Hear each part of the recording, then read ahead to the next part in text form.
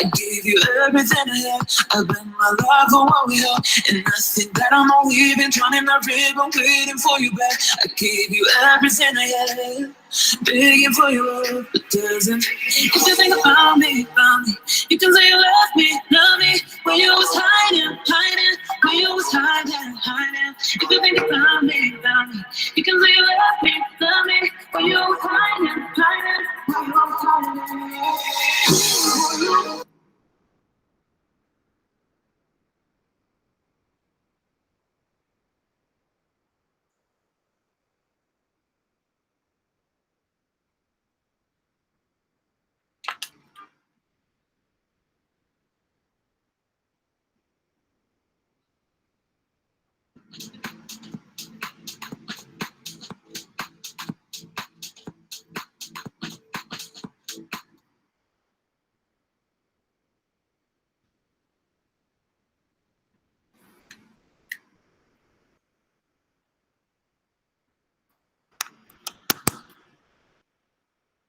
Bueno, muy buenas tardes para todos y todas. Bienvenidos a la última sesión que vamos a tener este 2020 en el marco del concurso Capital Semilla 2020. Esta será mi penúltima charla. Mañana tendré la posibilidad de dedicar la última. Quiero pedirles un favor a quienes están conectados, y es que a través del chat del Meet hemos venido compartiendo hace aproximadamente 14 minutos unos hipervínculos con los cuales esperamos que ustedes nos den. Primero, con eso vamos a verificar la asistencia. Ustedes saben que con todos estos procesos de la alcaldía siempre son muy monitoreados, entonces debemos dejar evidencia obviamente de la asistencia en primer lugar. Y lo segundo y lo más importante desde el punto de vista legal es que ustedes van a autorizar a grabar esta sesión de la que están participando, y adicionalmente vamos a tomar a lo largo de la sesión, tomaremos algunas fotografías para ser incluida en el acta que le reportaremos a la alcaldía, precisamente que da cuenta de la realización del evento del día de hoy. Muchísimas gracias a todos por conectarse en una época que quizás es un poco diferente. Por lo general muchas veces ya hay gente que está paseando, quizás algunos estén desde la comodidad de sus hogares, desde la oficina, quizás algunos otros desde una finca o desde, ¿por qué no?, una confortable y refrescante piscina. Pero igual vamos nosotros a arrancar acá ya nuestra charla hoy con un tema que me gusta bastante, ¿sí? Y además ha sido bien interesante y en buena hora este momento, en el entendido de que todavía me falta reunirme con 17 emprendimientos. No me han contactado aún, empezaremos a contactarlos. Casi que ya a estas últimas empresas les va a tocar acomodarse a la agenda que nosotros empecemos a definir a partir de la semana entrante y la primera y segunda semana de enero. Pero al menos lo que he podido percibir y ya entrando en materia es que muchas de las empresas son empresas naranja, ¿sí? Entonces, en buena hora poder venir a hablar de empresas de economía naranja aquí digamos que acá en nuestra charla. Voy a arrancar planteando básicamente un marco normativo. Yo creo que ustedes están viendo en este momento, deben estar viendo mis diapositivas, ¿sí? Deben estar viendo mis diapositivas y quiero plantear básicamente cuál es ese marco normativo, es decir, cuáles son esas normas que en Colombia están demarcando todo ese horizonte y todo ese escenario para las empresas de economía naranja.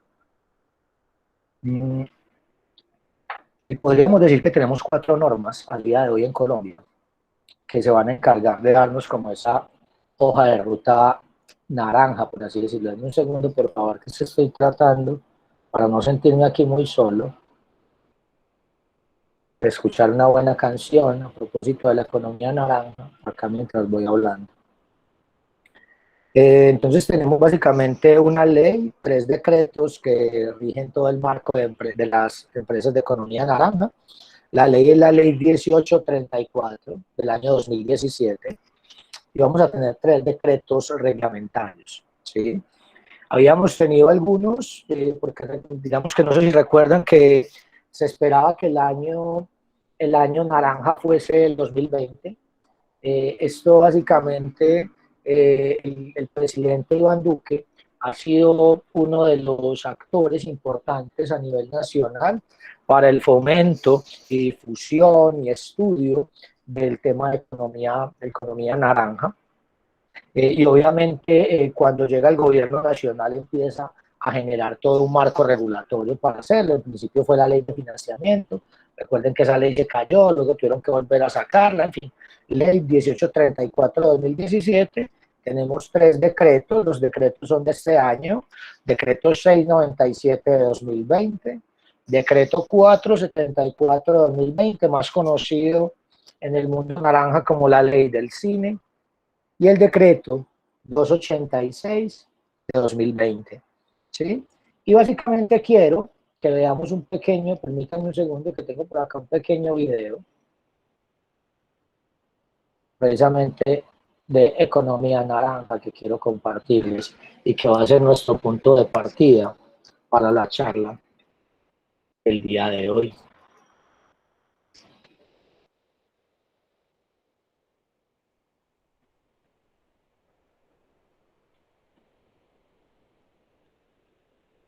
Permítanme un segundo, voy a cambiar la pantalla que les estoy compartiendo.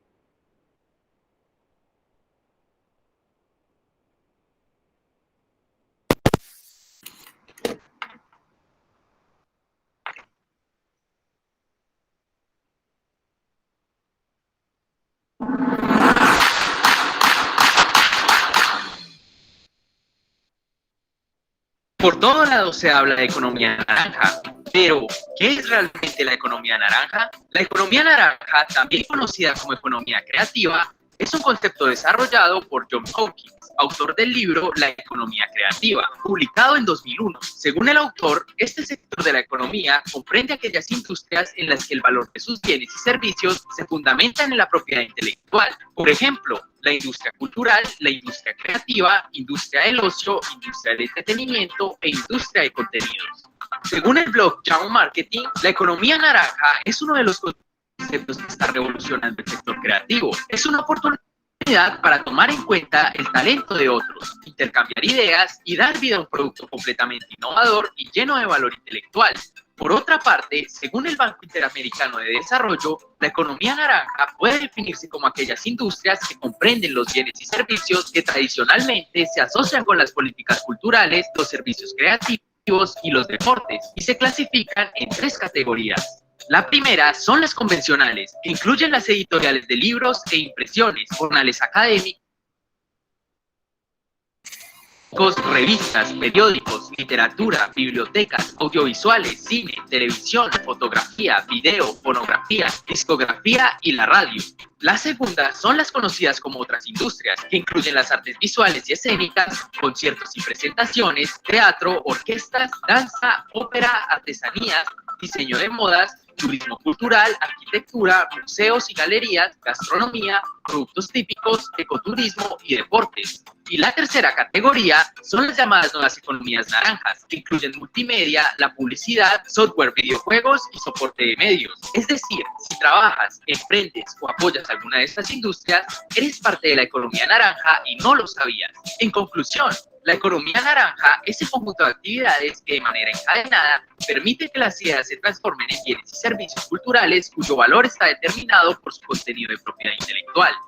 ¿Por qué se usa el color naranja para representar a este sector de la economía?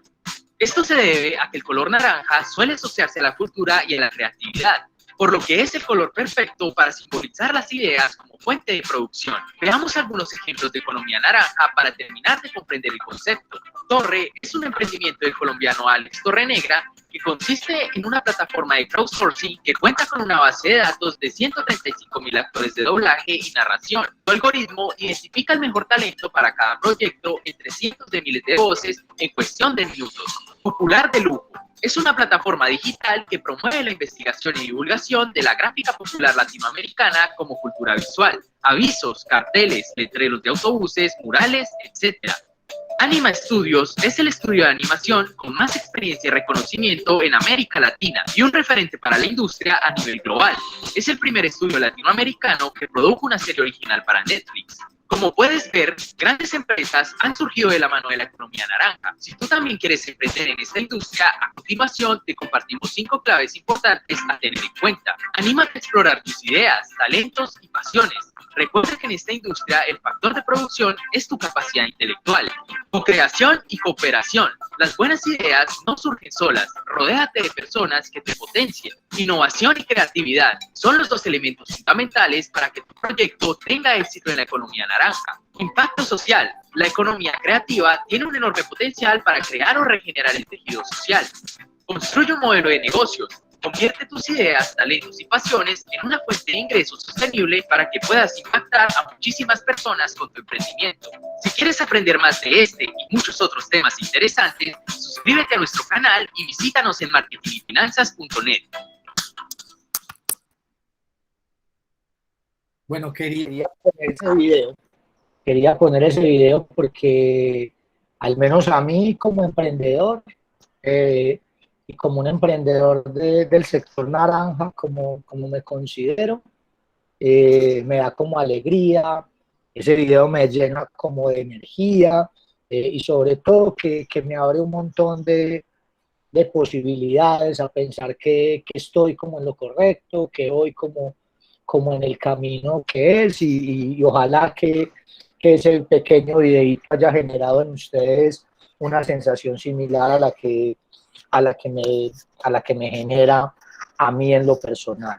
Hoy entonces vamos a hablar no de economía naranja como tal, que es un mundo gigantesco, sino de empresas de economía naranja y cuáles serían aquellos aspectos legales primordiales que yo como emprendedor del sector naranja debería tener en cuenta para mi proyecto, ¿sí?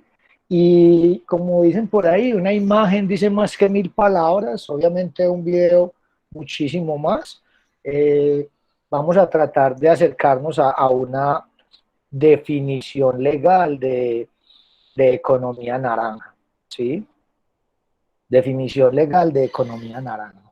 Y la encontramos precisamente cuando la ley nos indica que las empresas de economía naranja, voy a permitirme leer aquí de manera textual la definición, son empresas de economía naranja, las personas jurídicas, ¿sí? Entonces mira que ahí ya entra, me están poniendo como un requisito. Algunos de ustedes y en algunas charlas anteriores habíamos hablado del proceso o hemos hablado del proceso de formalización. Entendiendo que yo como emprendedor tengo 2 caminos para desarrollar mi proyecto. Acuérdense cuando les hablaba de la piscina para empresarios bebés y de la piscina para empresarios, o del régimen simplificado y del régimen común. Pues aquí de entrada, para yo poder ser catalogado como una empresa de economía naranja, de entrada la ley me está poniendo un requisito, ¿sí? Y es que básicamente debo ser una persona jurídica. Ve, Andrés, y entonces, por qué no va focalizado a emprendimientos que trabajen como personas naturales? Porque cuando estamos hablando como emprendimiento, como personas naturales, estamos hablando que esas personas naturales, en este caso serían los autores, serían los creadores, y para eso tienen el derecho de autor. Ya nosotros también tuvimos una breve charla a nivel de derechos de autor. Entonces, en el marco, cuando hablamos de empresas de economía naranja, la ley, nuestra normativa nacional, quiere entender que empresas de economía naranja van a ser aquellas personas jurídicas, sean con ánimo o sin ánimo de lucro. Ve, Andrés, explícanos eso del ánimo o sin ánimo de lucro. Las entidades, o digamos que las personas jurídicas, entendidos como esos seres abstractos, ficticios, que a diferencia de las personas naturales que tenemos una existencia física, yo puedo tocar, ustedes me pueden tocar, ¿sí? Las personas jurídicas no tienen una existencia física, solamente van a tener una existencia en la medida que la ley, previo cumplimiento de algunos requisitos, les permite existir. Entonces son personas jurídicas, son personas ficticias, que obviamente siempre van a necesitar de una persona natural o física, representante legal, que actúe por ellos, ¿sí? Estas personas jurídicas pueden clasificarse como personas jurídicas de derecho público o como personas jurídicas de derecho privado. Hoy hablaré de las de derecho privado.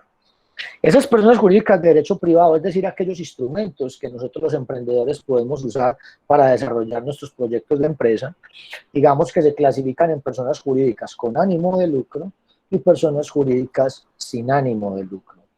Ve, Andrés, ¿y qué determina que una persona jurídica sea con o sin ánimo de lucro? Lo que pase con las utilidades. Una persona jurídica es sin ánimo de lucro cuando las utilidades se reinvierten en el objeto social, no porque los socios quieran, sino porque ese tipo jurídico o esa estructura jurídica lo exige. En este caso vamos a encontrarnos entidades como las fundaciones, corporaciones, asociaciones, cooperativas, fondos mutuales, fondos de empleados, ¿sí? Entidades sin ánimo de lucro, entidades que por regla general deben reinvertir sus actividades, digamos que las utilidades en desarrollo de su objeto social. Tradicionalmente, al sector de la industria cultural y creativa han estado ligados casi que las entidades sin ánimo de lucro. Entonces uno encuentra que muchas empresas de teatro funcionan como entidades sin ánimo de lucro. Pienso que eso también, digamos, que ha generado quizás un desarrollo un poco más lento, ha generado un desarrollo quizás un poco más lento a nivel empresarial de este tipo de industrias, pero está claro que las industrias, incluso las netamente creativas como tal, al día de hoy son capaces de generar grandes ingresos. Piensen, bueno, este año no fue el mejor año para el Circo del Sol, pero el Circo del Sol como empresa de economía naranja es una empresa que obviamente tiene ánimo de lucro y genera una gran cantidad de utilidades y de empleo a nivel nacional a nivel internacional, perdón.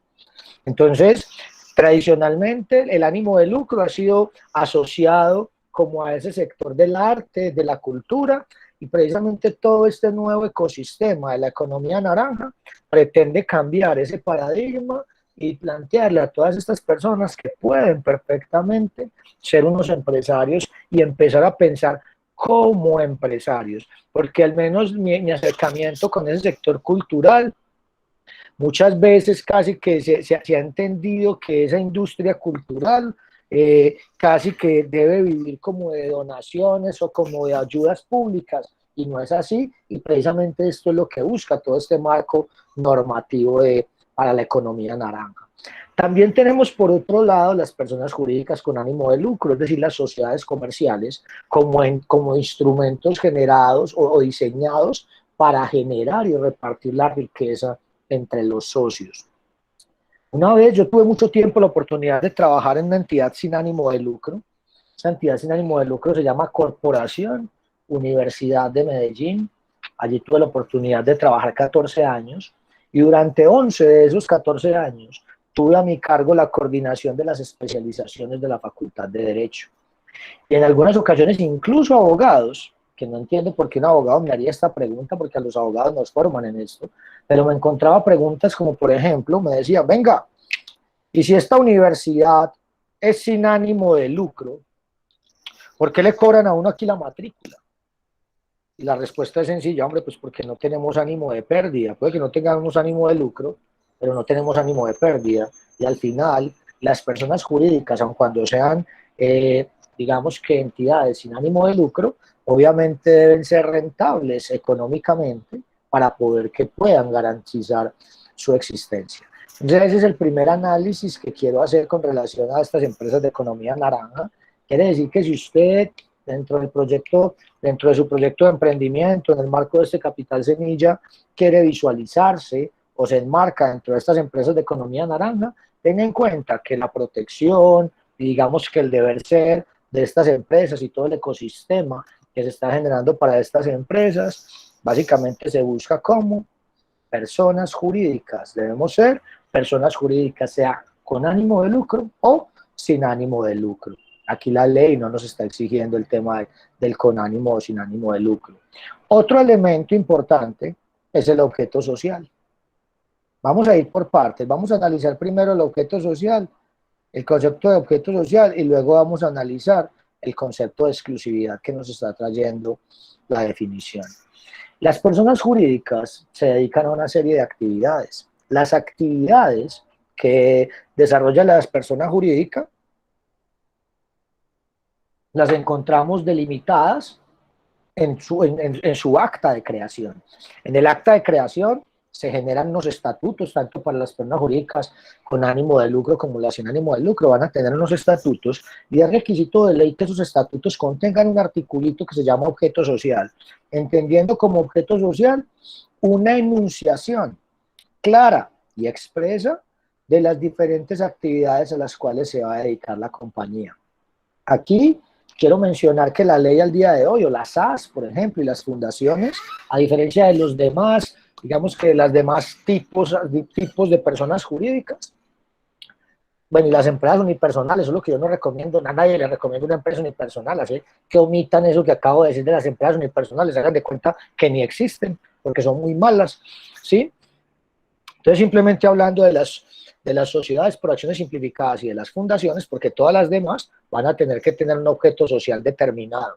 ¿Qué quiere decir un objeto social determinado? Un objeto social en el que yo indico de manera clara después las actividades a las que me dedico, y no puedo desarrollar más actividades por fuera de las que dije que tenía en el objeto social. Mientras que la SAS permite tener un objeto social amplio, un objeto social que permita hacer muchas cosas. En términos generales, digamos que en las empresas normalitas, eso es lo que yo recomiendo, que ojalá ese objeto social sea amplio, y digamos que en mi experiencia en la creación de más de 500 sociedades comerciales que he apoyado en estos 18 años de experiencia que tengo, hemos buscado casi que un punto medio, donde delimitamos algunas actividades, y al día de hoy la SAS me permite también, no solamente delimitar, sino que dejarlo amplio, porque la SAS y la fundación permiten tener un objeto social amplio, es decir, indeterminado. Yo incluso podría decir que mi empresa se va a dedicar a realizar actos de comercio, y con eso ya quedaría listo, ¿sí? Pero vemos que básicamente, si yo soy una empresa de economía naranja, aquí la misma definición de la ley me está indicando que mi objeto, que yo como, si quiero básicamente ser una empresa de economía naranja y acceder a lo más interesante que tienen estas empresas, que son los beneficios tributarios, casi que mi objeto social debe ser exclusivo. Ve, Andrés, ¿cómo así que objeto social exclusivo? Si ese objeto social exclusivo es que mi empresa solamente se dedica a eso. Aquí digamos que ya hemos empezado a ver cómo la ley de alguna manera ha venido clasificando, entre empresas totalmente naranjas y empresas parcialmente naranjas. Pero al final, Digamos que si queremos los beneficios tributarios, tendremos que tener un objeto social naranja y exclusivo si queremos, obviamente, tener estos beneficios, estos beneficios. Que hay como un error.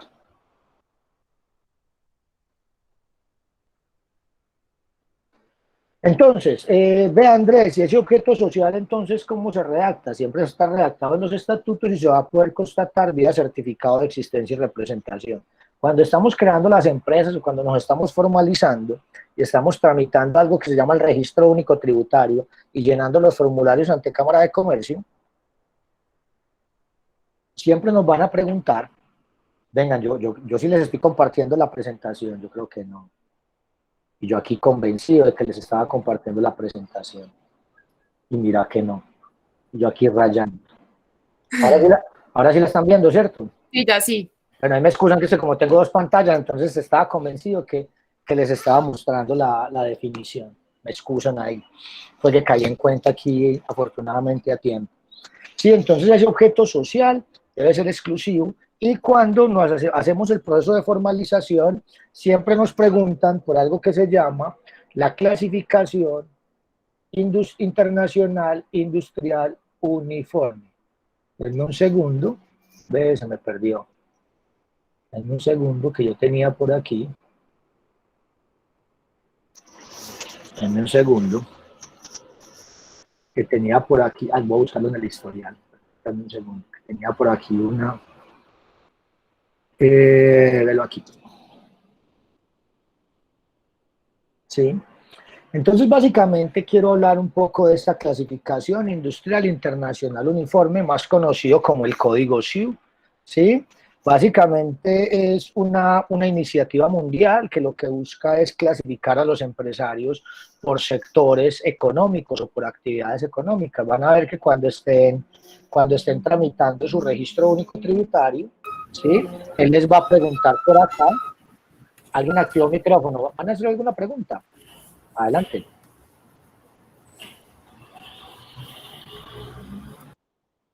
Ok, bueno, para el parecer era...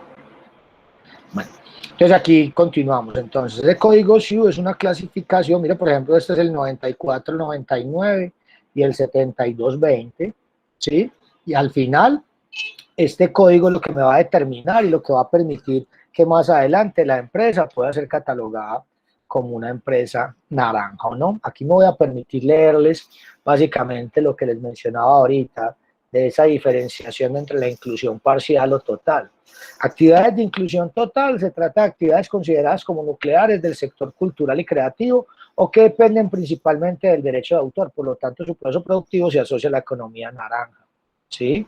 La inclusión parcial significa, son actividades económicas cuyo proceso productivo genera algunos productos y servicios de carácter cultural y creativo o que están cobijados por el derecho de autor, pero no son la totalidad de los productos que se generan a partir de dicha actividad económica. Entonces yo puedo llegar a la economía naranja porque tengo una inclusión total o porque tengo una inclusión parcial. ¿Sí? Aquí básicamente tenemos unos ejemplos, yo les voy a compartir también, les voy a compartir de una vez, permítanme este hipervínculo por el chat.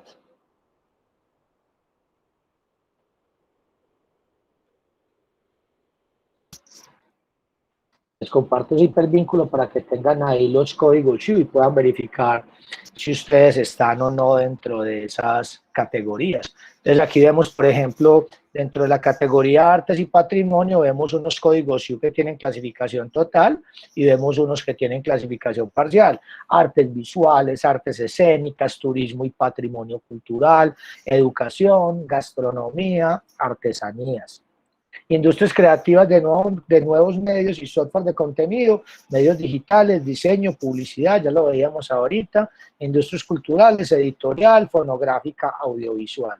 ¿Sí? Y aquí van a poder encontrar, digamos que ya, voy a ponerlo un poco más grande, aquí van a poder encontrar, ¿sí? Digamos que ya una descripción particular de actividad por actividad. fabricación de instrumentos musicales, fabricación de juegos, juguetes y rompecabezas, edición de libros. ¿Verdad? Por aquí hay unos muchachos creo que se llaman Frecuencia Gamer, vea que a Frecuencia Gamer, no sé si están por ahí, pero vea que a Frecuencia Gamer, por ejemplo. Frecuencia Gamer, revistas y publicaciones periódicas, ahí está 5813 para que apunten por ahí los de Frecuencia Gamer. Edición de programas de informática, aquí tenemos varios de los empresarios, vean. Edición de programas en informática, ¿sí? Entonces miren que incluso aquí vamos a encontrar, y es un tema pues que ya los invito para que ya desde la comodidad de su hogar puedan meterse acá e ir buscando si están en una inclusión total o en una inclusión parcial para el tema de economía naranja. Miren que hay un montón de actividades, ¿sí? Miren que hay un montón de actividades que perfectamente pueden enmarcarse dentro del concepto de economía naranja, ¿sí? Entonces, ¿cuáles son esas actividades? La misma ley nos está diciendo cuáles son esas actividades y esas actividades las va a determinar ese código SIU y el objeto social que estamos determinando en el, digamos que cuando tramitamos el RUT e incluso cuando estamos haciendo la constitución legal de la compañía. Uno de los aspectos que generalmente encontramos de manera recurrente cuando escuchamos a las personas hablar de economía naranja, y pudimos verlo en el video, es que generalmente son empresas que trabajan con obras protegidas a partir del derecho de autor. Yo ya les había mostrado en alguna ocasión esta diapositiva, es decir, trabajan con activos de conocimiento, y cuando esos activos de conocimiento están en el marco de esos derechos, digamos que esos derechos de propiedad intelectual, porque recuerden que fuimos indicando, había unos que se protegían por la vía de la propiedad intelectual y otros que no. Sí, aquí básicamente en esta gráfica les muestro un ejemplo de algunos de ellos. Estamos hablando de empresas de economía naranja. Y esas empresas de economía naranja, cuando mis activos de conocimiento, cuando yo trabajo a partir de activos de conocimiento, obviamente entonces el modelo de operación mío no puede ser el modelo tradicional, no puede ser el modelo tradicional con el que operaría cualquier otra empresa. Permítanme un segundo que me están tocando aquí la puerta. Permítanme un momento.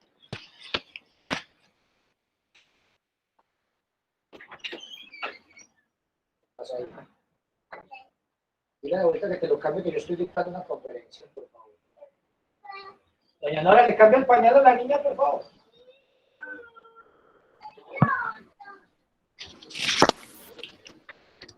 Bueno, les presento excusas, es que ando de trasteo, entonces hay un poquito de locura en mi casa, ¿sí? Entonces, básicamente, cuando yo trabajo con activos de conocimiento, cuando yo genero bases de datos, como el caso de una reunión que tenía esta mañana con Álvaro, o cuando yo trabajo con blockchain, como hablaba ahorita también con otro emprendedor, mi negocio tiene que ser diferente.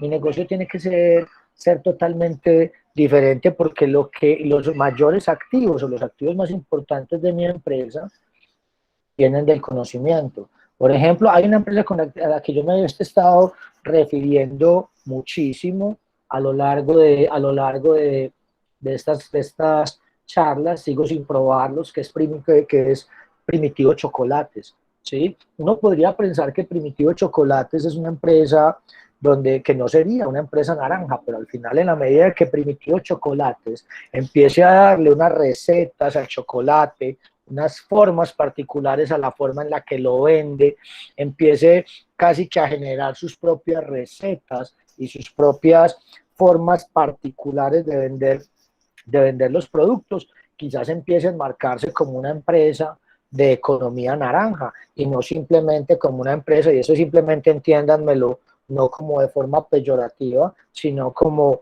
simpleza jurídica, porque es más fácil operar una empresa en la que no tengo activos intangibles a una empresa en la que tengo activos intangibles. Entonces simplemente una empresa como que venimos, cogemos, hacemos chocolate y lo vaciamos en unos moldes y salimos y lo vendemos. Entonces, si yo soy una empresa de esas y si no tengo un valor agregado, casi que el producto más importante o mi foco va a ser proteger mi marca, proteger mis clientes, ¿sí? y obviamente tener un muy buen producto, una buena red de distribución para poder llegarle a la mayor cantidad de clientes posible. Pero mira que yo lo administro de una manera, mientras que si por ejemplo empiezo a darle a las recetas y a todo esto una connotación de activos intangibles, tengo que empezar a actuar de una manera y digamos que mis controles ya no solamente se van a focalizar en la compra de materias primas, en el proceso de producción y de comercialización, sino también que me va a tocar empezar a pensar, por ejemplo, y creo que ahorita le alcanzaron a hacer una pregunta a Sara, creo que una chica preguntaba algo como lo siguiente, espera, que por aquí tengo la pregunta. Sara, creo que me enviaste una pregunta de una chica. ¿Dónde me enviaste la pregunta, Sara, de Caromeja Eventos? No la encuentro, Sara.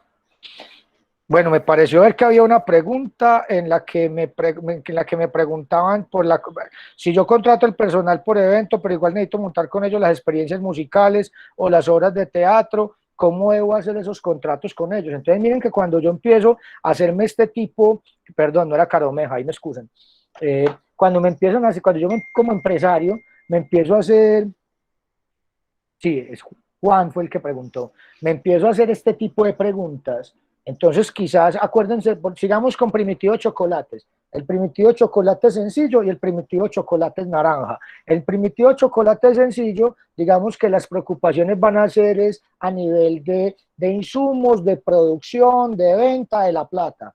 En primitivo naranja no solamente me tengo que preocupar por todo eso, sino también por los contratos que tengo con el maquilador, si es que estoy maquilando para receta.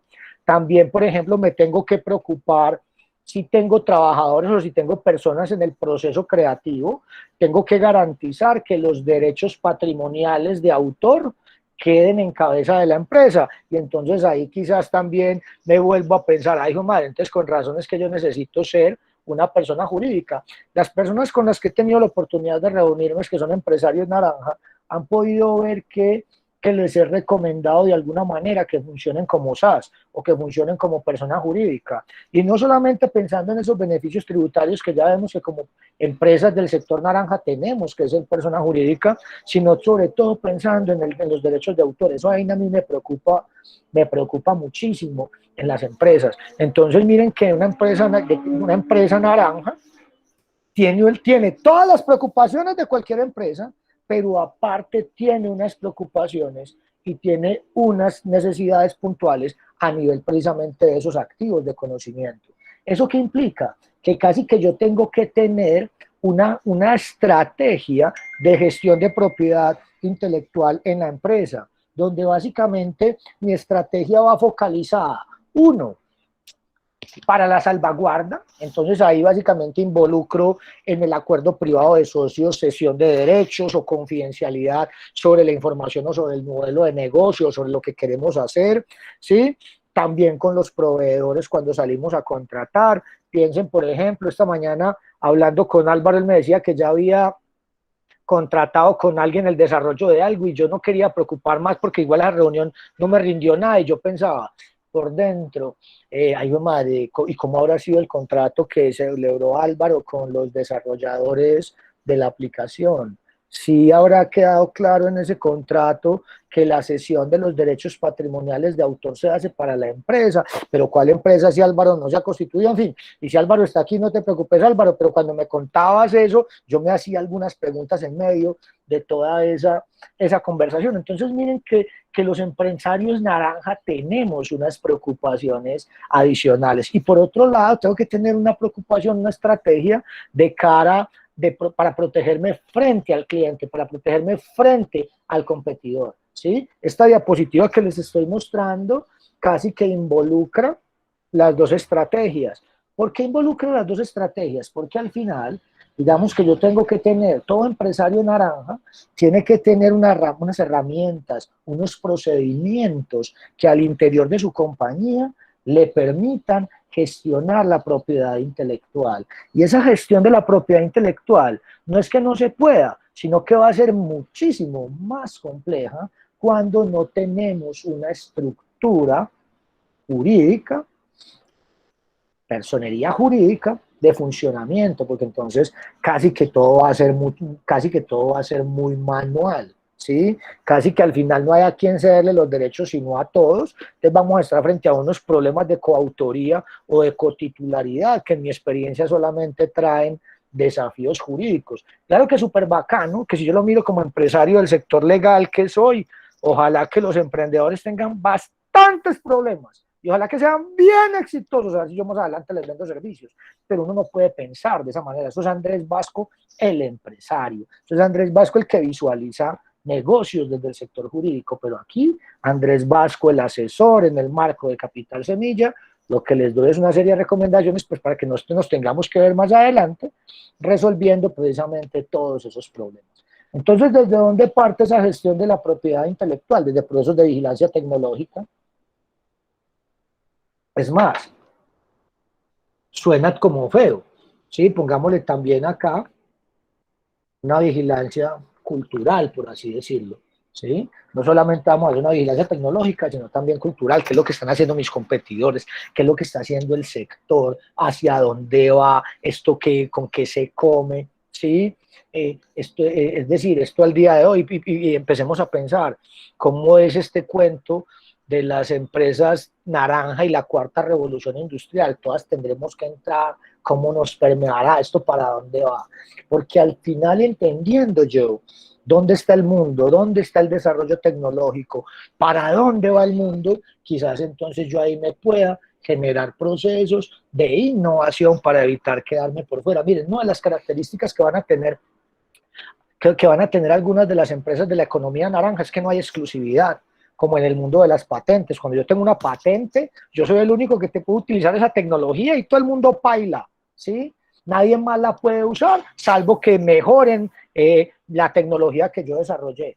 Pero, por ejemplo, cuando yo desarrollo un software, cualquier otra persona puede venir a desarrollar el software y si lo desarrolla mejor que el mío y tiene una mejor estrategia de comercialización, me va a superar rápidamente. Entonces, a nivel de software, a nivel de economía naranja, la innovación, el generar mejores productos, el generar mejores servicios, nuevos servicios o productos alternativos o estrategias de cross-selling o de upselling van a ser supremamente importantes a partir de esa vigilancia tecnológica. Entonces, yo vigilé, innové y luego vengo y desarrollo el producto, la tecnología. Y mire que al final, esto básicamente implica una identificación de activos intangibles. Entonces, casi que desde el principio, yo como emprendedor de la economía naranja, piensa en cualquier tipo de empresa no naranja. Las empresas no naranja tienen un inventario de maquinaria, saben qué maquinaria tienen, ¿sí? Y también saben cuántos productos tienen, cuántos insumos compraron, cuánto produjo con eso, cuánto tiene, cuánto ha vendido, cuánto está por vender, cuánto tiene en stock, cuánto le va a perder, no tiene control de toda vaina, ¿sí? Y entonces en las empresas de economía naranja yo debería tener lo mismo. Si yo soy una empresa que me dedico a, digamos que como tuve la oportunidad de asesorar en algunas ocasiones a empresas de teatro, ¿sí? ¿Cuál es mi activo? Entonces las obras de teatro. Entonces cada las obras, entonces yo debería tener un inventario con obras, quiénes son los autores, cuándo, todo, ¿sí? Entonces eso es lo primero. Hoy ustedes van a salir, todos los emprendedores naranjas salen a hacer un inventario de activos intangibles. Algunos quizás ya avanzaron con eso, porque de alguna manera, cuando estamos haciendo los acuerdos privados de socios, en las empresas de economía naranja, eso sale el software, o salen las obras, o sale el conocimiento, sale siempre esa parte, ¿sí? Y entonces desde allá, de alguna manera yo ya tengo los primeros insumos para empezar a generar ese inventario de activos intangibles que va a ser una de las herramientas importantes con las cuales deben operar las empresas de economía naranja. No es un requisito de ley, es más una recomendación respetuosa que desde la experiencia que he tenido como asesor de empresas de economía naranja y como empresario de la economía naranja, puedo compartirles al día de hoy. Los resultados, esos resultados, cuando ya tengo los resultados, yo también ya tengo que tener una estrategia de protección. Y mira que esa estrategia de protección parte desde el mismo acuerdo privado de socios. Desde el mismo acuerdo privado de socios estamos diciendo entonces quién cede el software o cuál es la obligación que tiene este socio aportante, ¿sí? O por ejemplo, como nos preguntaba ahora Juan, vuelvo y leo la pregunta de Juan. Si yo contrato el personal por evento, pero igual necesito montar con ellos las experiencias musicales o las obras de teatro. Hemos dicho, va a ser una creación con ellos. ¿Cómo debo hacer estos contratos? Entonces, mira que también aquí, como yo ya sé cuál va a ser el resultado, mire, este muchacho está lo más de bien encaminado. Él ya sabe cuál va a ser el resultado, ya sabe cuál va a ser un problema. ¿El que se está preocupando? ¿Cómo me protejo desde hoy? ¿Cómo debo contratar a esa gente garantizando que la respuesta para Juan es, Juan, ve, lo primero que debe hacer es montar una empresa? Porque mientras no montes la empresa, entonces casi que los contratos de cesión, porque al final los vas a contratar mediante contrato de prestación de servicios, ahorita vamos a volver a repasar qué debería tener ese contrato de prestación de servicios, te deben ceder los derechos patrimoniales de autor. Mientras no tengas una estructura diferente a Juan, te le tendrán que ceder los derechos a Juan, y eso a veces es como maluco, como complicado, ¿sí? Si tenés la persona jurídica, lo ideal va a ser hacerlo directamente la persona jurídica. Ve, Andrés, es que vos en la asesoría me dijiste que arrancara como persona natural en el régimen simplificado y que luego en el régimen común. Perfecto, entonces se los ceden a Juan y cuando cree la empresa, Juan se los tiene que ceder a la empresa. Entonces van a hacer una doble sesión. Primero el registro ante la Dirección Nacional y luego la sesión o digamos que la notificación a la Dirección Nacional de la cesión de ese contrato. Pero mire que aquí Juan, ya desde el principio y entendiendo que va a tener un resultado naranja, ya de entrada se está preocupando por la protección desde el contrato, desde la Superintendencia de Industria y Comercio, y falta otra de la que hablaremos ahorita. Entonces, ¿cómo me protejo frente al usuario de la tecnología o de lo que desarrollé? Y al final, lo que yo protejo puede ser o conocimiento o tecnología, ¿sí? Y al final ese conocimiento o esa tecnología la podemos plantear que está protegida por la propiedad intelectual. Entonces, quizá al final lo que termino protegiendo son manuales de fabricación, bases de datos, software, marcas, nuevas creaciones, secretos empresariales, información confidencial, y al final, con todo esto protegido, yo ya debería salir a explotar mi negocio. Vengan, que no sé si fue que se me desconectaron o qué, pero escucho un silencio ensordecedor. Quiero saber si hay alguna... Ah, es que con razón no había puesto mi música.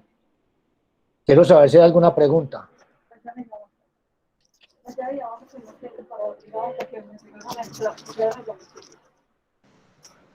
Andrés, ¿cómo estás? Hablas con Marcela Rincón. Marcela, ¿cómo te ha ido? Adelante, Bien, bienvenida a tu muchas pregunta. gracias. Mira, te quería preguntar, ¿tú nos vas a mandar todo lo que es la ley del emprendimiento para tenerlo y poderlo, pues, estudiar mejor? Bueno, la ley del emprendimiento salió hace como 10 días, ¿sí? Yo se las puedo compartir para que la lean, ¿sí? Y también les puedo compartir pues, las leyes y los decretos de la economía naranja, por supuesto. Excelente, muchas gracias. A ver, aquí leí que Álvaro sí está. Y voy a leer, gracias a ti, Marcela, voy a leer una pregunta que hace Carlos Hoyos. ¿Y la relación entre el código SIU y los productos facturados cómo funciona? Ejemplo, si los productos que facturo no están relacionados con las actividades que pasan, en ese caso, Carlos, a ver, lo que pasa es que ya con esa pregunta te me anticipas un poco, pero quiero respondértela.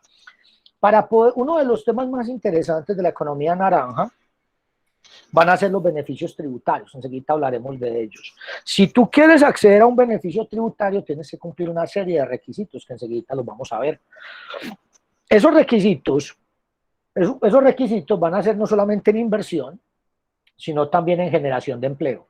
Para poder acceder a los beneficios, como la DIAN no sabe, digamos que en la DIAN no hay expertos en economía naranja, lo que va a aplicar la DIAN es simplemente, si va a aplicar es un descuento.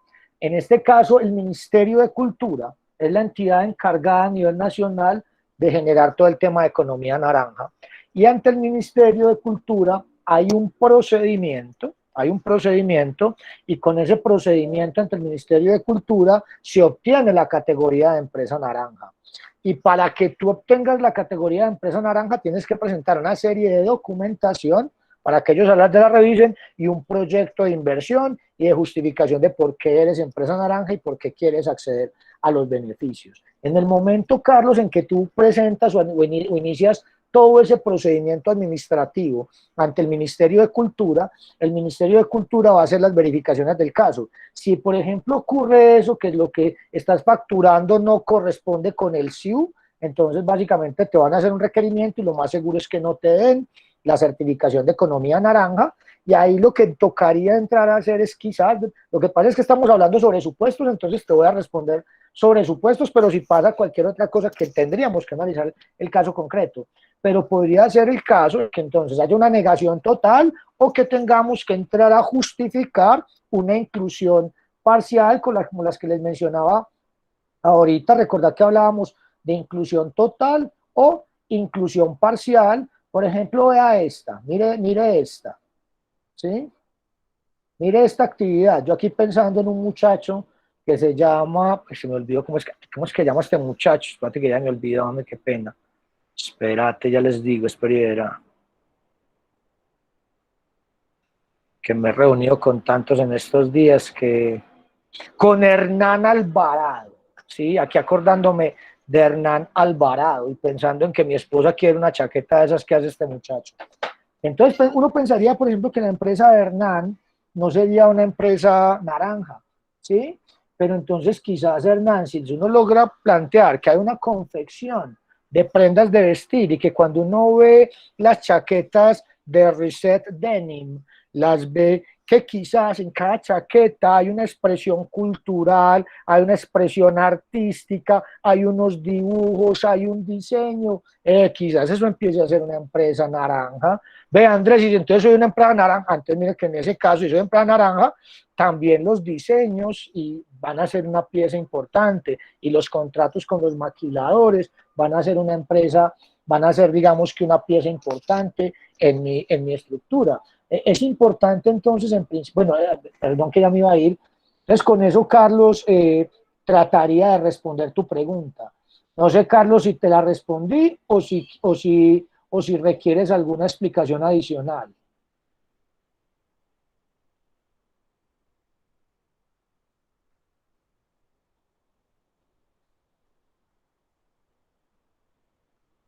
Sara, me haces un favor, compartes mis datos de contacto, por favor, aquí en el chat, que hay algunas personas ahí que me lo están pidiendo. Bueno, Carlos no contestó, asumo que entonces la respuesta quedó, y si no, Carlos nos vuelve a escribir y ahorita me hacen una ceñita porque no estoy viendo, no los estoy viendo en la pantalla.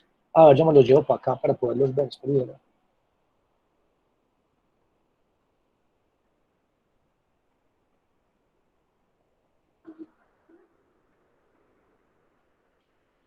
Así sí los veo. Listo, entonces como les decía ahorita, el objeto social debe ser naranja, y aquí volvemos y lo planteamos ya en mis palabras. Aquí encontramos, por ejemplo, proyectos de joyería, industria editorial, cine, todo tipo de creación audiovisual, la creación literaria, creación musical, creación de comerciales, radiodifusión, desarrollo de software, actividades teatrales, ciencias sociales, fotografía, diseño, juguetería, espectáculos en vivo, turismo cultural y conservación del patrimonio cultural, arquitectura, y escuché este mundo tan gigantesco, ingeniería. La ingeniería es gigantesca, ¿sí? O sea que realmente ese objeto naranja es bien amplio, ¿sí? Y básicamente lo que tienen en común todos estos aspectos es que no solamente están protegidos por propiedad intelectual, sino que muchos de ellos están protegidos como obras, y al ser obras están protegidas como derechos de autor, ¿sí? Yo entonces podría perfectamente generar como esos grupos de interés del empresario naranja, ¿sí? Y son, digamos, que esto es lo que entra, me empieza a delimitar cuál sería o cuál debería ser para mí como emprendedor naranja mi plan legal. Entonces, por un lado tengo aspectos corporativos, sí, y esto de alguna manera lo tratamos cuando tratamos el tema de los acuerdos privados de socios, ¿sí? Y ahí en esos acuerdos privados de socios empezamos a identificar precisamente si dentro de ese equipo emprendedor hay o no desarrolladores, están o no los creadores de esos productos naranja, que son los que van a determinar la hoja de ruta que vamos a seguir en este proceso. Por otro lado, vamos a tener a los trabajadores, ¿sí? Hay ocasiones, y miren, esto va a ser muy importante porque para yo acceder a los beneficios de empresa naranja, casi que no puede, ahí no te cuentan, mejor dicho, no cuentan los emprendedores, tenés que generar empleo, ¿sí?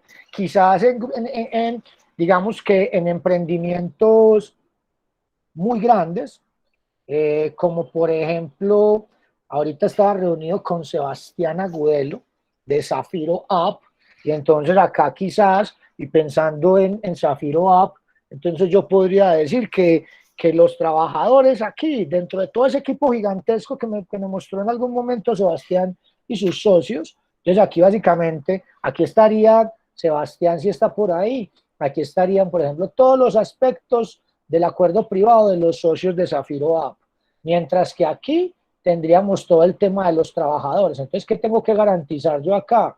Que estos trabajadores, voy a tener que tener un contrato de trabajo, que en ese contrato de trabajo de alguna manera debe haber un tema de cesión de derechos patrimoniales, ¿sí? Y tendré que tener una herramienta adicional para la cesión de esos derechos patrimoniales de autor sobre las obras o sobre los desarrollos que me hagan estos trabajadores. Pero entender entonces acá, incluso en la empresa, entender que las empresas de economía naranja, vamos a tener dos tipos de trabajadores, por así decirlo. Trabajadores que participan del proceso creativo, y ahí entonces alerta roja, porque esos son los propios, son los que me están haciendo hacer plata, y ellos quizás el contrato tenga que ser muy específico y los procedimientos con ellos quizás tengan que ser rigurosos para garantizar la propiedad intelectual. Y quizás voy a tener también otras personas que contrato en la empresa, pero que no participan del proceso de creación de las obras con las que trabaja la compañía o con las que la compañía hace o con las que la compañía hace dinero, ¿sí? Entonces, dos tipos de trabajadores, los que participan en el proceso creativo, los que no participan en el proceso creativo. Obviamente, y pese a que el contrato inicial podría ser el mismo para unos y otros, los procedimientos para garantizar la cesión de los derechos patrimoniales e incluso los esquemas de remuneración de estas personas sí deberían diferenciarse, los que participan del proceso creativo de los que no participan del proceso creativo. Ah, aquí está Sebastián, sí señor. Venga, que aquí hay otra pregunta. Espera, vamos a leer la pregunta de Mateo. A ver si soy capaz de ir hablando y respondiendo algunas preguntas. Una empresa que ya está en Cámara de Comercio con código SIU diferente al de economía naranja, pero que aplique, ¿se puede cambiar a economía naranja? Mateo, yo pienso que sí, en ese caso lo que hay que hacer es prepararlo. Si yo tengo al día de hoy un código SIU distinto, pues lo que puedo hacer es actualizarlo. Ve Andrés, ¿y cómo lo actualizo? Dos actividades hay que hacer en ese caso, querido Mateo. Lo primero es hacer la actualización directamente en la Cámara de Comercio, en el registro mercantil. Y lo segundo, hay que hacer la actualización, y esta va a ser supremamente importante, en el registro único tributario, y es un trámite que se hace directamente con la DIAN. ¿Te queda claro, Mateo? Ok, listo. Muchas empresas de economía naranja tienen la diferenciación entre clientes y usuarios, ¿sí? Entre clientes y usuarios. Piénsenlo de la siguiente manera. Ahorita mostraban una empresa colombiana que hizo una serie para Netflix. En ese caso, ¿quién es el cliente de la empresa? Netflix. Netflix es el que le pagó, ¿sí? Pero ¿quiénes son los usuarios? ¿De qué depende el éxito de esa serie animada que desarrolló esta empresa colombiana? De los usuarios, ¿sí? Muchas veces en las empresas de economía naranja tenemos clientes y usuarios, ¿sí? Y los clientes en algunas ocasiones son distintas del usuario, pero yo tengo que tenerlo de entrada en mi modelo, en mi esquema de funcionamiento, y entendiendo que por un lado tengo clientes y que esos clientes me generan plata o con ellos tengo que tener algún tipo de relación, esto es un contrato, ¿sí? Y esto es otro contrato. E incluso en algunas ocasiones los clientes tengo que tener diferentes tipos de contrato porque tengo diferentes tipos de planes, por así decirlo. Con los usuarios, generalmente son contratos de freeware, ¿sí? De licencias gratuitas, donde ellos muchas veces simplemente lo que hacen es que vienen y consumen un contenido, o en algunas ocasiones ellos son los que generan el contenido, como en el caso, por ejemplo, de aplicaciones como Instagram, como Facebook, como YouTube, como TikTok, donde básicamente, como Snapchat, donde básicamente digamos que el proyecto de economía naranja se focaliza en generar unas herramientas para que el contenido lo desarrollen otros, mientras que hay otras empresas que ellos son mismos los que generan el contenido. Entonces entender que hay diferentes modelos, pero tratar de entender muy bien, incluso a mí me gusta siempre dibujar. Yo cuando hago esto trato siempre de dibujar un esquema. Aquí al final les mostraré básicamente un esquema de contratación que diseñamos precisamente para una empresa de economía naranja, entendiendo cómo debía ser ese funcionamiento y los diferentes contratos que yo debería tener con cada uno de esos actores, pero es muy importante entender esta relación, ¿sí? Proveedores. Miren, una empresa de economía naranja puede tener diferentes tipos de proveedores, ¿sí? Pero aquí las empresas de economía naranja, o muchos de esas de economía naranja, básicamente vamos a tener dos proveedores cruciales. Unos que muchas veces son terceros, como en el caso que nos contaba ahorita este muchacho Juan en la pregunta, donde básicamente cuando él hace la pregunta, de entrada yo asumo que no los va a contratar laboralmente. Entonces, cuando yo no contrato a alguien laboralmente, estaría ubicado por acá como contratista o como proveedor, porque también los proveedores muchas veces están vinculados mediante cualquier tipo de contrato, ¿sí? Pero al final, entender que muchas veces esos proveedores o esos contratistas, muchas veces los van a necesitar para diferentes tipos, digamos que, o para diferentes servicios, y dependiendo de mi actividad naranja, tendrán mayor o menor importancia. Pensemos en otra empresa naranja, una empresa de joyería, ¿sí? En una empresa de joyería, quizás un proveedor importante va a ser el que me provea el hierro o la plata, ¿sí? Y al final, quizás un contratista sea el que me ayude a moldear, el que me haga los diseños bonitos de las joyas, ¿sí?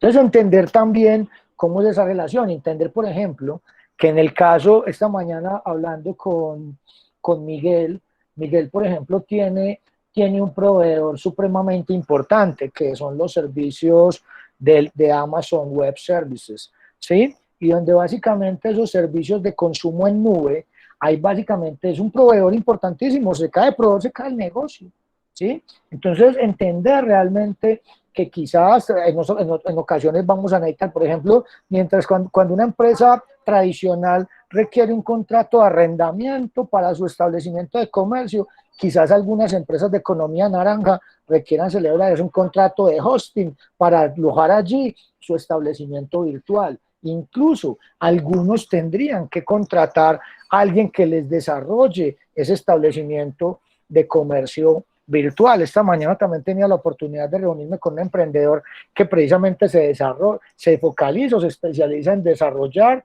páginas web y en mejorar o en darles un valor agregado a estas páginas web. Entonces yo también debo entender muy bien quiénes son esos contratistas, quiénes son esos proveedores, quiénes son esos aliados estratégicos que yo voy a funcionar. Tengamos en cuenta, por ejemplo, que en muchos de estos negocios voy a tener aquí también unos proveedores que a futuro se deberían convertir en aliados estratégicos. Y es que muchas veces en mi proyecto de emprendimiento tengo pasarelas de pago o tengo intermediarios de pago. Muchas veces, por ejemplo, si mi modelo de negocio es tipo Mercado Libre, al final también voy a tener que tener unos aliados para un tema logístico de transporte y entrega del producto. Entonces, es entender y ojalá que cada uno de ustedes, si es una tarea o un favor que les quisiera pedir de emprendedor a emprendedor, y es que se sienten un rato, este fin de semana, este largo fin de semana y particular fin de semana que se avecina, y saque un rato, saque un momento de esos de eureka y dibuje el esquema contractual, dibuja el esquema contractual de tu empresa, cómo te lo estás imaginando, cuántos contratos vas a necesitar,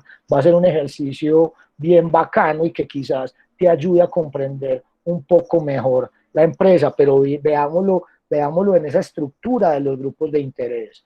Obviamente ya lo había dicho, importantísimo, la gestión de los activos, no solamente de los tangibles, sino de los intangibles, con un foco especial en los intangibles y tener, como les decía, esa herramienta importantísima que se llama inventario de activos intangibles. Y en empresas de economía naranja, la relación con el Estado va a ser supremamente importante, porque esto casi que me va a dar una ventaja competitiva,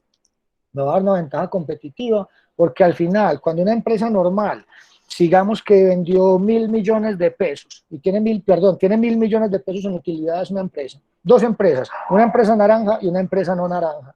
La empresa naranja la empresa no naranja, que tiene 1.000 millones de pesos de utilidad, tendría que estar pagando de impuestos aproximadamente 300 algo de millones de pesos por el impuesto de renta, por esa utilidad que está recibiendo.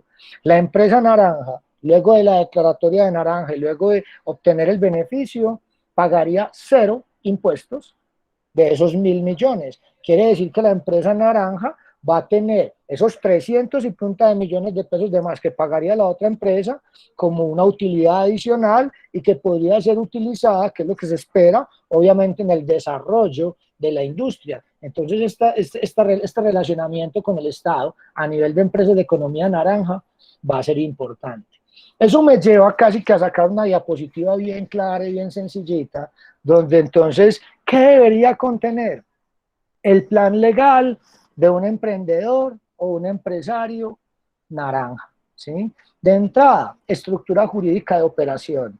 Entendiendo que esa estructura jurídica de operación, lo ideal es siempre hacerlo como persona jurídica, pero quizás por la etapa en la que está mi emprendimiento, por la forma en la que está el mercado, quizás en principio sea conveniente arrancar en el régimen simplificado. Ve, Andrés, entonces, ¿qué recomendaciones nos das a los empresarios naranja que vamos a arrancar en el régimen simplificado? Sencillito, un muy buen acuerdo privado de socios, donde se detalla al máximo todo ese tema, sobre todo a nivel de titularidad de las obras sobre las cuales se focaliza el desarrollo del objeto social de la compañía.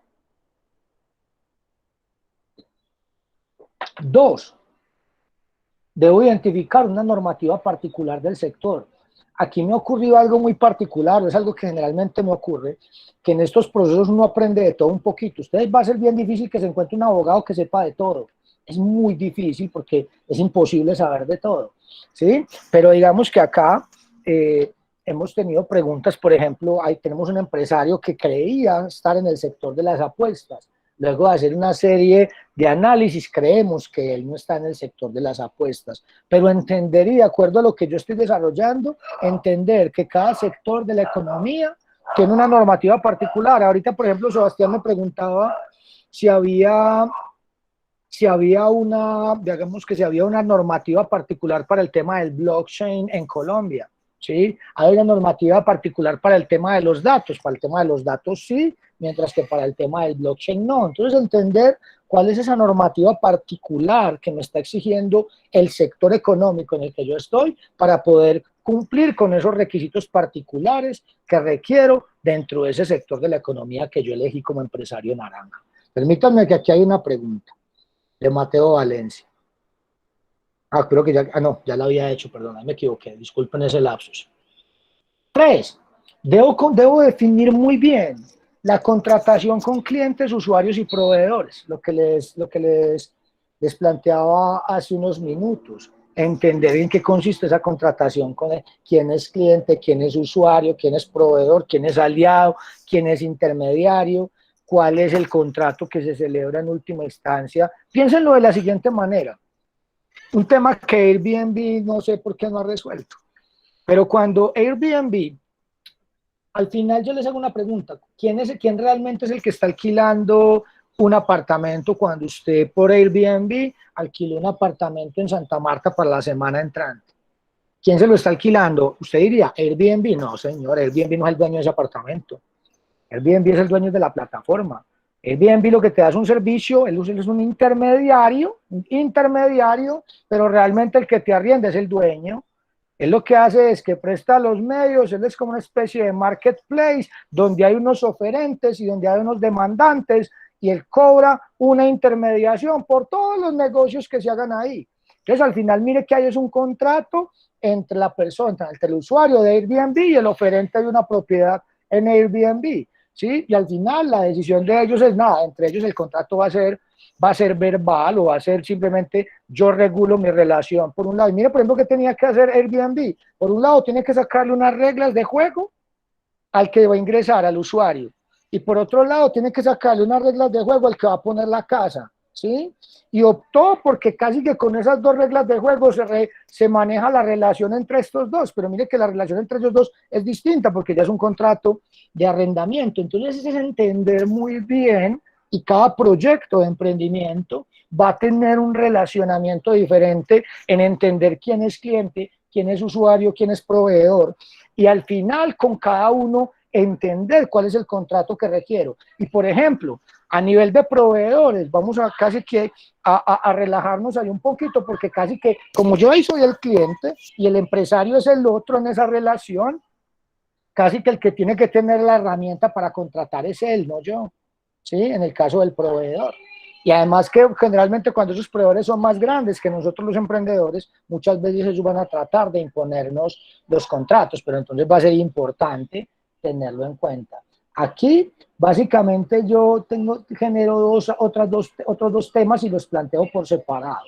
Por un lado, vamos a tener el tema de gestión de derechos de autor, que es muy riguroso, como pudimos ver en la charla específica que tuvimos para ese tema, donde básicamente la sesión casi que hay que tener unos procedimientos particulares para hacerlo y que el diseño casi que de cada uno de esas herramientas va a depender del funcionamiento de la empresa. Entonces casi que esto siempre se hace a la medida. Gestión de la propiedad industrial, claro, las empresas de economía en naranja. Ya, acuérdense la primera charla que tuvimos la oportunidad de, o que la que ustedes tuvieron la oportunidad de escucharme y yo de dirigirme a ustedes. Arranqué con un video de los cantores de Chipuco. ¿Por qué arrancó también el problema? Por la marca. Entonces aquí también hay que tener claro cómo va a ser ese relacionamiento con la marca, cómo vamos a proteger esos activos esos activos de propiedad industrial. La marca va a ser importante, el nombre de dominio, e incluso no los incluí acá, pero ya ustedes, se los había mencionado a ustedes desde la charla anterior, no desde la de la semana pasada, sino desde la antepenúltima, donde básicamente identificábamos que también había otros elementos que utilizaba el empresario para darse a conocer con el cliente, como son los usuarios de redes sociales, por ejemplo. Entonces, hasta ese punto yo debería tenerlo en cuenta en mi empresa. Contratación del personal, importantísimo. Cuando hablo personal, es básicamente aquellas personas que vamos a contratar vía contrato de trabajo. Y entonces con ellos voy a tener que tener una normativa particular, unas condiciones particulares para poder que eso me funcione bien, ¿sí? Beneficios tributarios, claro, es uno de los aspectos más importantes a nivel de economía naranja. Y van a ver, sobre todo quienes estén buscando inversionistas. Aquí, por ejemplo, pensaría el primero que se me viene en mente, y fue obviamente no es que los demás no los tengan en mente, pero sería el caso de Miguel, porque lo hablábamos esta mañana. Uno de los temas más interesantes para un inversionista, Miguel, va a ser en tu empresa el tema de beneficios tributarios. ¿Y por qué va a ser importante el tema de beneficios tributarios en tu empresa? Porque quizás con esa exención a nivel de beneficios tributarios, la tasa de retorno del inversionista es en un menor tiempo y al final la la utilidad va a ser mucho más alta, al menos durante los primeros 7 años de la compañía, en la medida que no vendan más de 80,000 unidades de valor tributario. Pero si ya están vendiendo 80,000 unidades de valor tributario, es que esa empresa va muy bien y ojalá yo pueda ser el abogado cuando estén vendiendo por allá ese montón de plata. Pero al final es entender que siempre cuando estamos hablando de empresas de economía naranja, el tema de beneficios tributarios va a ser supremamente importante. Normativa particular del sector digital. Sí, básicamente hay unos derechos que tiene el consumidor digital en Colombia. Esos derechos del consumidor digital en Colombia, por ejemplo, uno de los derechos más importantes es el derecho de retracto. Supóngase, por ejemplo, que yo voy a comprar este teléfono ahorita por internet, ¿sí? Y cuando compro por internet yo no tengo la posibilidad de palpar, de ver el tamaño del teléfono, si me gusta, ¿sí? Solamente lo puedo ver. Entonces, al final, casi que todo el comprador digital tiene un derecho que se llama el derecho de retracto, y es que yo puedo hacer la compra hoy y tengo 5 días hábiles para retractarme o para bajarme de esa compra como consumidor digital, o cuando básicamente hago una compra por productos no tradicionales. Incluso, por ejemplo, un tema de esa normativa particular para el sector digital, cuando soy una empresa digital, es que debo tener casi que en mi página web, debo tener una configuración para el sistema de PQR, así que cualquier persona me pueda presentar por ahí, cualquier cliente, cualquier usuario me pueda presentar por ahí una queja o un reclamo. Ve, Andrés, eso porque es una obligación, porque es como lo tiene el establecimiento de comercio digital, cuando uno va a un establecimiento físico, si el producto no le sirve, uno vuelve y allá lo encuentra en el horario de atención. Acá es como buscando esa misma opción que cuando vayas, lo puedas encontrar en ese mismo canal donde adquiriste el producto. E incluso, lo hablaba, bueno, no sé, he hablado con tantos emprendedores en estos días que ya perdí con quién lo hablaba. Casi que tengo que tener también un hipervínculo al sistema de quejas y reclamos de la Superintendencia de Industria y Comercio, para que cuando el cliente básicamente me haga el reclamo y yo básicamente no lo pueda resolver, él pueda legítimamente, en ejercicio de sus derechos como consumidor, ir y presentar la respectiva queja ante la Superintendencia de Industria y Comercio. ¿Eso qué implica? Que yo como empresario naranja, cuando tengo un tema muy masivo, quizás también tendré que tener un apoyo jurídico específico y especializado para contestar todas esas reclamaciones de derecho de autor. Piensen en una de las empresas de economía naranja bien interesantes y que obviamente no va a tener beneficios tributarios porque vende más de esas 80.000 unidades de valor tributario, que es Rappi. Rappi, no sé si recuerdan básicamente uno de los, digamos que de los escándalos que se tuvieron este año con Rappi, y creo que fue por allá para el Día de la Madre, si no estoy mal, que colapsó la plataforma, ¿sí? Que fueron tantos los pedidos ese día que colapsó la plataforma, colapsaron los restaurantes, porque calle, todo el mundo estaba como encerrado, ¿sí? Perdón, colapsa la plataforma y entonces obviamente con toda seguridad que les garantizo que la página web de ellos de ese día a nivel de peticiones, a nivel de quejas y de reclamos, quizás tuvo unos picos altos ese día y también posteriores reclamaciones ante la Superintendencia de Industria y Comercio. Piensen que cada una de esas reclamaciones usted va a tener que contestarla de manera individual y va a tener que tener un equipo, ojalá de abogados que sepan de derecho del consumidor, que lo apoyen precisamente en ese proceso. También va a ser supremamente importante en estas empresas de economía naranja esa contratación con aliados estratégicos, porque son digamos que contrataciones que esos aliados son los que me van a permitir llegar, digamos que donde quiero llegar. Acá, por ejemplo, yo pensaría en que muchas veces los emprendedores digitales necesitamos, o digamos que muchos emprendedores, no solamente los naranja, muchas veces necesitamos un cliente ancla, un cliente que nos permita validar la tecnología y a partir de ese cliente ancla poder llegarle a otros clientes. Entonces esa negociación con ese cliente ancla debería ser una negociación que esté muy bien planificada, que esté muy bien estructurada. Ve, Andrés, ¿y vos por qué no nos entregás entonces minutas de todo eso? Uy, ojalá fuera tan fácil. Miren, yo les entrego minutas de lo que les puedo entregar porque desde mi experiencia sé que cuando les entrego una minuta les va a servir a todos. Pero va a haber casos en que son, digamos que negocios o emprendimientos tan especializados, tan innovadores, que precisamente pues no hay una minuta porque usted está inventando un nuevo modelo de negocio. Entonces, ¿qué minuta va a haber? No es que todo es nuevo. Usted mismo sabe que su negocio es nuevo, entonces ¿qué minuta va a encontrar para eso? Hay que diseñar la nueva, hay que hacerla a la medida y entender que los contratos aprenden o que los emprendedores vamos aprendiendo de los contratos. Las herramientas, los contratos son herramientas para generar riqueza y esos contratos como herramientas para generar riqueza yo los voy perfeccionando, ¿sí? Lo ideal es básicamente uno tratar de anticiparse todo lo que puede pasar, pero eso es imposible, eso ni siquiera lo logra el legislador al momento de expedir las leyes, porque es casi que tratar de anticiparse a eventos futuros que todavía no ocurren, pero que uno quizás espera o tiene una leve probabilidad que ocurra. Aquí básicamente esto ya se los había explicado, aquí lo que voy a hacer es a repasar un poquito que cuál debería ser esa estructura jurídica de operación de un emprendedor naranja. Básicamente la ideal es como persona jurídica, La ideal es como persona jurídica. Mientras no se pueda como persona jurídica, lo hacemos como persona natural. Si estamos con socios sería colectiva, y aquí la herramienta sería un contrato de colaboración empresarial, que en este caso sería un contrato de sociedad de hecho o un contrato de cuentas en participación. Ese contrato de alguna manera nosotros lo estamos entregando en ese borrador de acuerdos privados de socios que entregamos. Mientras que cuando estoy como persona jurídica, tanto individual como colectivo, lo que necesito es un contrato de sociedad o de asociación, y en este caso estamos entregando un acta de constitución o la minuta de un acta de constitución de una sociedad por acciones simplificada. Y obviamente a todos los emprendedores naranja con los que me he reunido, les he dicho que el acuerdo privado de socios que están firmando hoy, cuando no están constituidos, debe ser revisado y ajustado y ratificado en el momento en que como emprendedores den ese paso y se constituyan como empresarios o como sociedad por acciones simplificadas.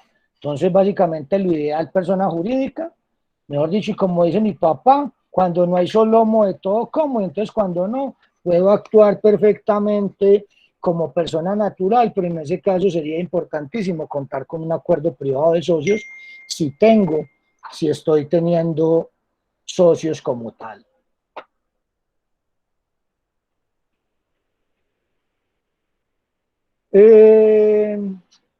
Aspectos que yo debería tener en cuenta para definir la estructura jurídica. Miren, como les digo, en términos generales, yo recomendaría que todas las empresas naranjas, por todo lo que ha venido ocurriendo y por todo lo que he venido planteando, sean personas jurídicas, ¿sí?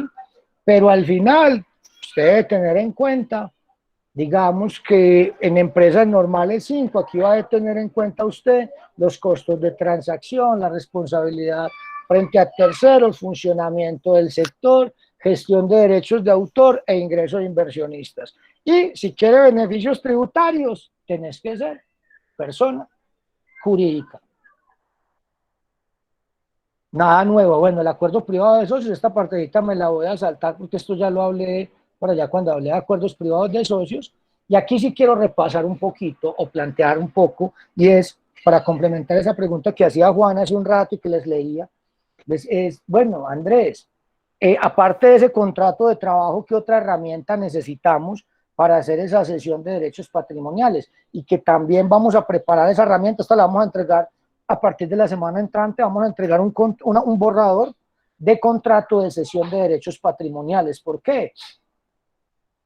Porque al final, cuando estamos hablando de esa obra, entendida como cualquier creación del intelecto humano, por medio de la cual el autor plasma su personalidad y que se puede reproducir por cualquier forma conocida o por conocer, puede básicamente ser original o derivada. Original cuando la obra, digamos que viene solamente de la creación mía, o derivada cuando me baso en una obra adicional, ¿sí? Individual cuando el autor es único, colectiva cuando son varios los autores, ¿sí? Y aquí básicamente, ¿qué debemos tener en cuenta? Que esa cesión de esos derechos patrimoniales, ¿sí? Primero debe hacerse en concreto. Entonces aquí vamos a tener un contrato de trabajo donde plasmamos la obligación, o un contrato de prestación de servicios, donde plasmamos que la obligación general de ese trabajador o de ese contratista es ceder los derechos patrimoniales de autor. Pero como decimos que nunca se puede hacer en abstracto, sino siempre en concreto, entonces vamos a tener ese contrato general, pero aparte de eso les vamos a entregar a ustedes un contrato de cesión de derechos patrimoniales adicional que debe ser firmado por cada obra o por cada paquete de obras que genere ese autor. Ejemplo. Entonces digamos que yo contraté un desarrollador para que me ayude a hacer la aplicación. ¿Listo? O contraté 3 desarrolladores para que me ayuden a hacer una aplicación. Los contraté mediante contrato de prestación de servicios con los recursos de capital semilla. ¿Qué necesitaría yo? Que adicionalmente a ese contrato, que perfectamente podría ser verbal o escrito, yo necesito que esos 3 desarrolladores firmen un contrato de cesión de derechos patrimoniales donde me entregan, uno, no solamente el código fuente, sino que me entregan los derechos patrimoniales de autor sobre esa obra. Entonces, esa obra tendrá que estar descrita expresamente, como lo van a encontrar en el contrato, indicar el ámbito espacial y temporal de la sesión, ¿sí? E indicar los 3 autores que participaron dentro de la obra. Como se les dije, les vamos a compartir la respectiva minuta. Déjenme que aquí creo que hay una pregunta.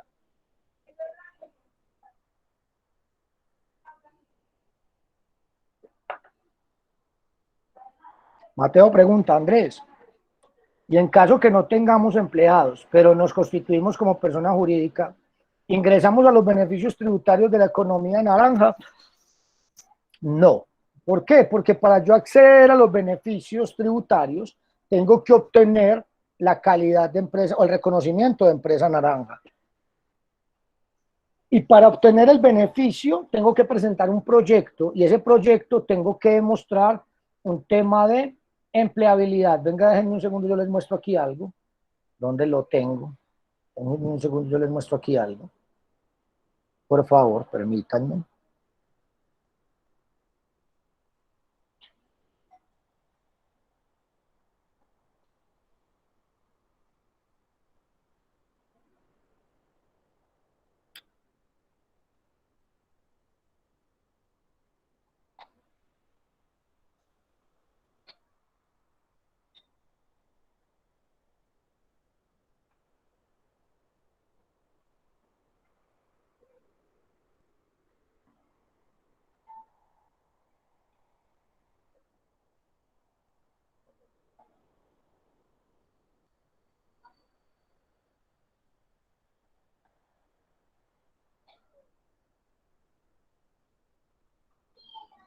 Este lo tenía en la ley. Espérate que necesito aquí en la ley.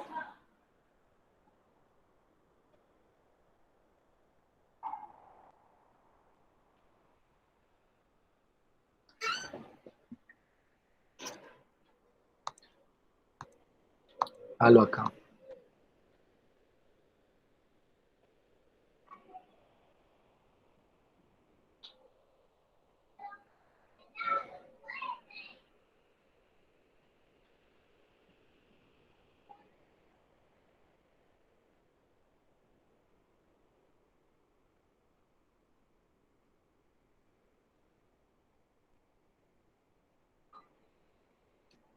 Mira, básicamente acá este artículo nos trae los montos mínimos de empleo que debemos generar de acuerdo a las utilidades, ¿sí? Entonces, cuando básicamente tenemos ventas de 0 a 6.000 unidades de valor tributario, debemos generar mínimo 3 empleos formales, ¿sí? Entre 6.001 y 15.004, entre 15.001 y 30.005, entre 30.001 y 65.007, y entre 65.001 y menos de 80.008. Ve, Andrés, si estoy vendiendo más de 80.000, ya no tengo el beneficio tributario. Entonces, mira, por ejemplo, esta parte que es la que les decía ahorita. Dichas empresas deberán acreditar que los empleados que sean contratados con vínculo laboral no obstenten, de acuerdo con la normativa, la calidad de administradores de la respectiva sociedad, tales como representante legal o gerente, representante legal o suplente o subgerente, ni pertenezcan a la junta directiva en calidad de titulares o suplentes, ¿sí?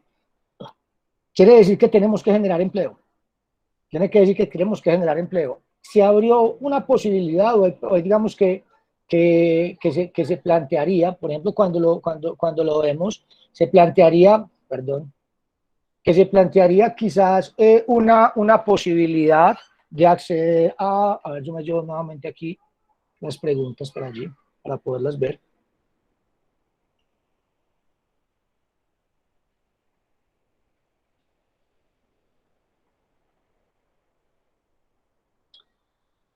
Pero en última instancia, para continuar respondiendo la pregunta a Mateo, para poder acceder al beneficio yo tengo que certificar todos esos aspectos y cada año lo mismo, porque como son 7 años exentos de impuesto de renta, entonces cada año te toca volver a certificar y volver a realizar el trámite ante la DIAN para que te den el beneficio tributario. Por eso decía que uno de los aspectos fundamentales dentro de las empresas de economía naranja va a ser el tema de beneficios tributarios. Ahí van a tener que tener un equipo legal y contable que esté actualizado y sobre todo que conozca el proceso para que te ayuden con el proceso, ¿sí? Bueno, usted ya lo había mencionado, de la sesión de los derechos, que era lo que le estaba explicando, y vamos entonces a plantear un tema de recomendaciones generales, ¿sí? A nivel de empresas de economía naranja. A nivel de empresa de economía naranja, entonces básicamente tendremos que diseñar un proceso de gestión de los derechos de autor. Eso lo ideal va a ser hacerlo a la medida. Uno podría encontrarse casi que unos aspectos generales donde básicamente yo les podría decir que aquí viene la contratación de la persona, ¿sí? Luego el contrato de cesión de derechos patrimoniales, luego el registro y luego la explotación. Y eso lo debería yo hacer cada vez que se genere una obra. Y es básicamente, grosso modo, un proceso de gestión y donde básicamente de entrada nosotros les vamos a regalar un contrato de prestación de servicios que le podría servir precisamente a usted como de inicio de esa contratación, como contrato matriz. También le vamos a entregar un contrato de trabajo que también le sirve como contrato matriz y le vamos a entregar también, perdón, un contrato de cesión de derechos patrimoniales que te va a permitir garantizar la titularidad. Ya lo que venga ahí para allá, los registros, eso sí tienen que hacerlo ustedes mismos o contratar un abogado que los apoye, ya sean los registros ante la Dirección Nacional de Derechos de Autor o ante los registros de propiedad industrial cuando digamos que el activo generado lo permita, o incluso la aplicación o la implementación de las políticas de salvaguarda de la información confidencial o de los secretos empresariales, si ese es el resultado precisamente del ejercicio intelectual de los trabajadores. Es importante tener una política de propiedad intelectual, que al final todos los actores lo generen. Miren, yo mucho tiempo estuve trabajando con la Universidad de Medellín y durante 6 años estuve básicamente apoyando el proceso en la universidad de la generación de la política de propiedad intelectual y el estatuto de propiedad intelectual. Y cuando hay desinformación o cuando no hay una política, unas estrategias claras, se empiezan a generar como una como una sensación de desasosiego en los trabajadores al momento de generar, porque casi que esa política de propiedad intelectual muchas veces, mejor dicho, los trabajadores no son bobos. Entonces usted tiene un desarrollador que vino y se desarrolló una aplicación y con esa aplicación la empresa está haciendo un éxito el berraco. Si al final vos no tenés también un incentivo económico para ese trabajador, él va a dejar de crear, porque al final dice, cuando creo aquí, digo, no me dan nada, y si no creo, igual me pagan. Entonces casi que al final también tengo que tener una serie de incentivos para que la gente se incentive a crear. Muchas veces incluso escuché yo comentarios de los profes, decía, pero es que mire, yo para qué igual me voy a poner a hacerlo si la universidad lo que me pone es un montón de problemas para yo escalafonarme o para yo poder generar una patente y al final genero la patente y no la comercializan o no me dan nada de lo que van a ganar.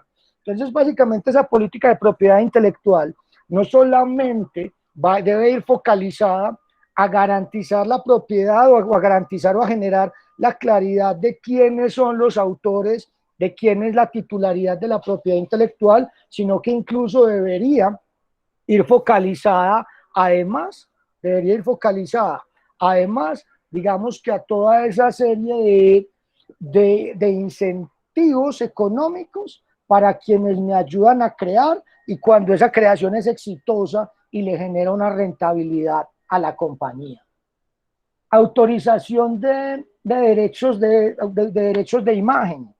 Le decía yo a Hernán en estos días que tiene unas imágenes, yo estoy siguiéndolos algunos de ustedes en Instagram, entre ellos sigo a esta empresa Reset Denim y me ha llamado mucho la atención las imágenes y la fotografía que ellos están utilizando, al punto de que le dije a Hernán, hey Hernán, pilas con estas fotos, lo ideal es tener autorizaciones de derecho de imagen cuando estemos utilizando la imagen de personas o tengamos obviamente la autorización del autor de una fotografía para publicarla en nuestras redes sociales o en nuestra página web y no tener dificultades.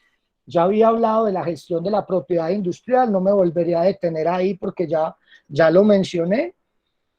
Inventario de activos de propiedad intelectual, también lo mencioné cuando estábamos por allá iniciando la charla, va a ser supremamente importante el tema de inventario de activos de propiedad intelectual. A ver que al parecer hay otra pregunta. Adelante, Mateo. Andrés pregunta, las personas, por ejemplo, en este caso nosotros trabajamos mucho por prestación de servicios, tenemos más de 3 personas que nos hacen, digamos, labores mes a mes. Las personas tienen que estar vinculadas directamente a la empresa y yo pagarle prestaciones, o si en el proyecto como tal hay 3 o 4 a los que yo les hago un contrato de prestación de servicios, ya se aplico dentro de la economía naranja. Ve, lo que yo te plantearía es que uno de los requisitos para yo acceder a los beneficios es que requiero hacer una inversión mínima de 150 millones de pesos para poder acceder al beneficio. Entonces, digamos que si al día de hoy tú no tienes esos 150 millones de pesos, pues que asumo que no, porque están en este programa, si los tuvieran, pues no estarían en el programa, sino en otro. Entonces, al día de hoy, lo que perfectamente puedes hacer es que puedes funcionar con los contratos de prestación de servicio que te vamos a suministrar en el programa, garantizar la titularidad con los contratos de cesión de derechos patrimoniales que también te vamos a garantizar y empezar a preparar un plan, ¿sí?, de inversión y de crecimiento. Y cuando básicamente vayas a presentar ese plan, entonces vos lo que presentas el plan y en decir, vea, es que en los próximos 3 años yo voy a contratar a estas personas porque voy a invertir esta plata, pero todo Mateo debe estar focalizado y debe estar planificado, porque no solamente es venir y contratar, sino también invertir mínimo 150 millones de pesos en los próximos 3 años. Quiere decir entonces 50 millones en 2021, 50 millones en 2022, 50 millones en 2023. Y casi que durante todo ese tiempo vas a tener que tener contratados mínimo 3 personas. Puede que a nivel de desarrollo, con 3 personas te dé, puede que a nivel de desarrollo necesites un ejército país de 5, 6, 7 personas. Entonces, en ese caso tendrías contratados mediante contrato de trabajo los 3, mediante contrato de prestación de servicios los otros. Al final también te va a tocar empezar a jugar también con los costos que implica la contratación de un trabajador full time. No sé si con eso respondí tu pregunta, Mateo. Sí. Ok. Bueno, ya también hablé del objeto social, contratos inteligentes. Miren, ¿qué les planteo acá? Muchas empresas de economía naranja tienen modelos o contratación digital.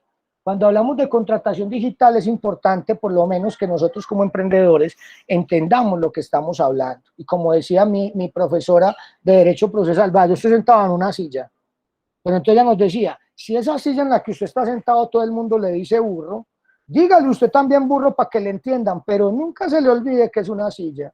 ¿Por qué les hablo esto? Porque al día de hoy, y con todo este tema de la pandemia, el tema de la firma de contratos electrónicos se ha venido propagando.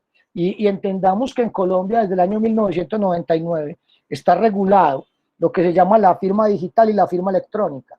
Al día de hoy, muchos de los contratos físicos que firmamos, o muchos de los contratos escritos, se aprueban mediante una firma autógrafa. Entonces yo cojo y plasmo mi firma en el contrato y con eso ya es una manifestación de que acepté en el contrato.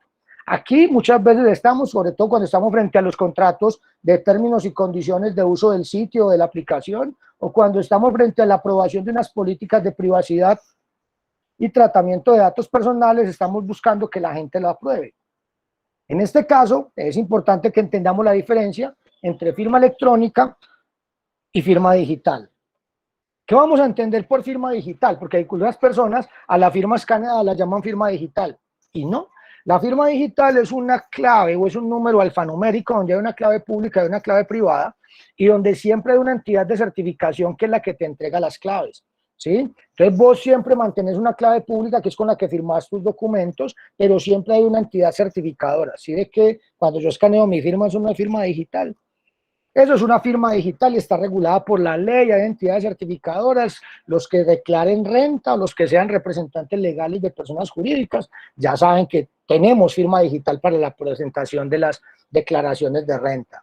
Esa por lo general no se utilizan en los negocios digitales, ¿sí? Por lo general esa no se utiliza en los negocios digitales. Al día de hoy, ¿cuál estamos utilizando en los negocios digitales? Lo que llama la firma electrónica, que la firma electrónica es cualquier sistema de autenticación que permita básicamente identificar digamos que quien envía un mensaje de datos. Entonces, firma electrónica es cuando yo te mando un mensaje por WhatsApp, firma electrónica es cuando yo te mando un correo electrónico desde mi correo electrónico, firma electrónica es cuando yo desde mi computador o desde mi teléfono celular ingreso a tu página web y le doy clic en aceptar. Usted debe técnicamente garantizar que el tal día, tal hora, desde tal usuario, desde tal dirección IP, se aceptó esta versión tal del contrato. Entonces tenemos también que empezar a entender que muchos negocios de la economía naranja se dan en un ámbito electrónico y que en este caso estamos acudiendo a firmas electrónicas, que repito, puede ser un mensaje de datos, puede ser esa aceptación que les acabo de mencionar vía dirección IP, que la tendrá usted que corroborar con otro sistema de validación. Al día de hoy incluso hablamos de firmas criptográficas con tecnología blockchain, por ejemplo, que también perfectamente se incluirían no dentro de ese concepto de firma digital, sino dentro de firma electrónica, pero muchos de ustedes van a verse enmarcados o van a verse en la necesidad de utilizar contratos electrónicos, ¿sí? Y esos contratos electrónicos se van a aprobar vía firma electrónica y usted tendrá que tener un sistema en su página web que le permita garantizar o verificar, ojalá en una base de datos, la contratación que está haciendo, identificando el nombre, el cliente, el usuario, el servicio, la licencia, la que compró ese día, que tengamos bien toda esa información para que sepamos realmente cuando él está aceptando los términos y condiciones de uso del sitio o cuando está haciendo una compra o cuando está aceptando la política de privacidad y tratamiento de datos personales. Y tratar de migrar o empezar a visualizar hacia dónde va el mundo a nivel de contratos, y es que el mundo va hacia unos contratos inteligentes. Buscar que básicamente cuando no tenemos esos contratos inteligentes o electrónicos, que tengamos acuerdos escritos o contratos escritos, ¿sí? Por ejemplo, le decía yo a un emprendedor esta mañana que quizás, en una reunión la semana pasada, que quizás esos contratos con los comercios iban a ser escritos. Entonces yo también entender como emprendedor del mundo digital, cuando mis contratos pueden estar y pueden ser aceptados y consultados absolutamente de manera digital, y cuando mis contratos, pese a ser un emprendedor digital, van a ser escritos y firmados a la vieja usanza, es decir, con firma autógrafa, ¿sí? También determinar muy bien lo que tiene que ver con el manejo de claves de redes sociales, el website, la normativa de derechos de autor, es importantísimo, ¿sí? Y lo hablaba con un emprendedor también esta mañana, entender muy bien, y se los explicaba ahorita, entender muy bien cuál es mi modelo de comercialización. Por último, y para gastarme estos 6 minutos que me quedan de la charla, quiero mostrarles un ejemplo, que un trabajo en el que hace un par de años me contrató el Parque del Emprendimiento. Muchos de ustedes quizás me los encuentre de manera posterior en el Parque del Emprendimiento. Me contrató el Parque del Emprendimiento para apoyar a estos muchachos que tenían un proyecto de empresa que está siendo muy exitoso, que estaba siendo muy exitoso antes de la pandemia. Obviamente esta ha sido una de las empresas muy afectadas por la pandemia, ¿sí? ¿En qué consiste este modelo de negocio? Se llama Vivienda Compartida. Es una empresa que crearon acá dos alemanes, donde básicamente ellos tuvieron un problema, es que cuando se vinieron a estudiar, hoy en Europa, o hasta el año pasado era muy exótico en Europa y muy interesante que los jóvenes se vinieran a estudiar acá, ¿sí? Entonces iniciaban su pregrado allá y a través de unas pasantías con unas universidades acá colombianas, venían a hacer como los últimos años acá en Colombia. Eso principalmente ha ocurrido con muchas personas en la Universidad Pontificia Bolivariana, que tiene un plan de internacionalización y de cooperación y de movilidad internacional muy interesante. Entonces estaban viniendo muchas personas de Europa a estudiar en la Bolivariana, y entonces llegaban estos alemanes monos ojiazules, ¿sí?, a levantarse en nuestras bellas colombianas, y muchas veces entonces cuando llegaban se sentían solos. Uno de ellos básicamente encontró o vivía acá, no en un hotel, porque ellos en principio llegaban a un hotel, pero luego buscaban como una residencia cerca de la universidad, y encontraron, obviamente, que como todos lo sabemos, los que hemos estado cercanos a las universidades, sabemos que cercanos a las universidades generalmente hay casas donde alquilan cuartos para los estudiantes.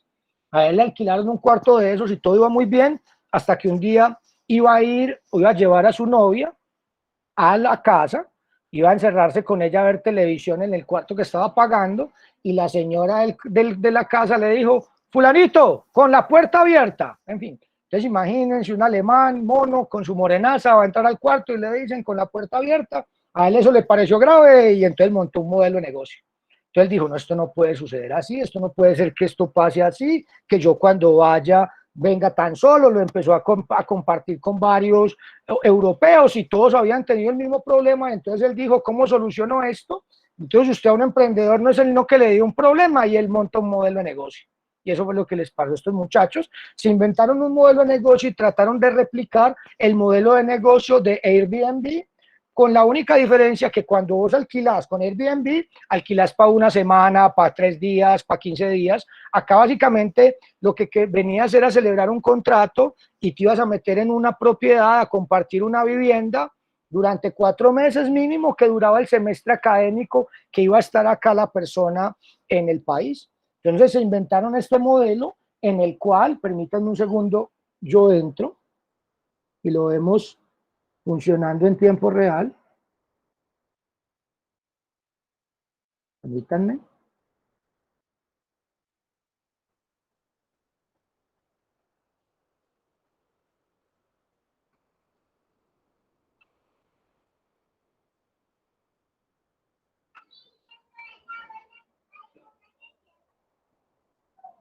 No lo encuentro.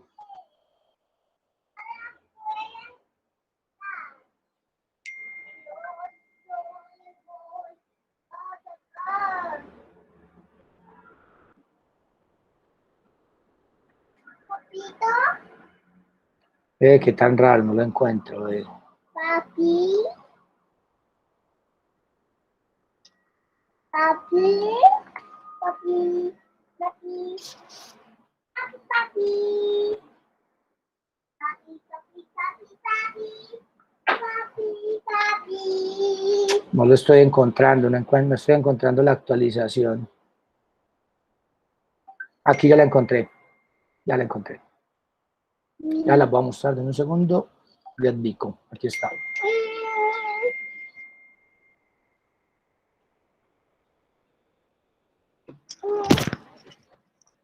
Sí, entonces básicamente miren, es una plataforma en la que vos entras.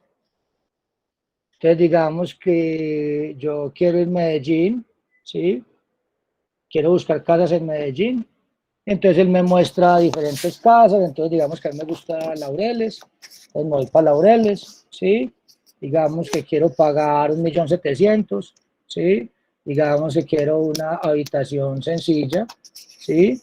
Digamos que me acepten mascotas, ¿sí? Bueno, hasta aquí me dejo porque entonces ya no me voy, bueno, digamos que me logueo. Y entonces me empieza a mostrar, ¿sí? Entonces me dice, ay, madre, ojo. Dentro de las que encontré, te mostramos estas. Entonces, casi que teníamos que buscar un modelo en el que encontráramos la persona que viene y la ofrece y el que la compra. Entonces, ¿a qué llegamos? Teníamos que hacer todo lo que les acabo de decir. Teníamos que encontrar un modelo de negocio, ¿sí? Con un agravante. Esta empresa nos puso un reto adicional, y es que generalmente cuando la empresa hace la reserva, la hace desde Europa y pagaban con tarjeta de crédito europea, o nos pagaban con tarjeta de crédito en Estados Unidos, ¿sí? Entonces, al final, por ejemplo, encontramos que el modelo ideal para esta empresa era crear 3 empresas, una en Colombia, una en Estados Unidos y una en Europa, ¿sí? Y que había un contrato, aquí hablábamos de un invitado nacional, un invitado, perdón, aquí me equivoqué, aquí era un invitado internacional, qué pena ahí el error, ¿sí? Había un invitado latinoamericano, había un anfitrión, y digamos que empezamos a identificar todo el esquema contractual. Entonces, por ejemplo, encontrábamos que había un contrato de intermediación, que era un contrato básicamente entre el anfitrión y la empresa, donde casi que el anfitrión le ponía al servicio de la empresa la casa, ¿sí? Había un contrato de intermediación de sitio web, que era el celebrado entre Vico y el usuario o invitado, que es el que se va a quedar en la casa, ¿sí? Había un contrato de colaboración entre las diferentes Vico que iban a haber en el mundo, al día de hoy hay 3, ¿sí? Y un contrato de vivienda compartida, que es el contrato celebrado entre el anfitrión y el invitado. A diferencia de lo que ocurre con Airbnb, donde el Airbnb no genera un contrato entre el anfitrión y el invitado, nosotros aquí sí consideramos importante porque básicamente incluso iban a convivir.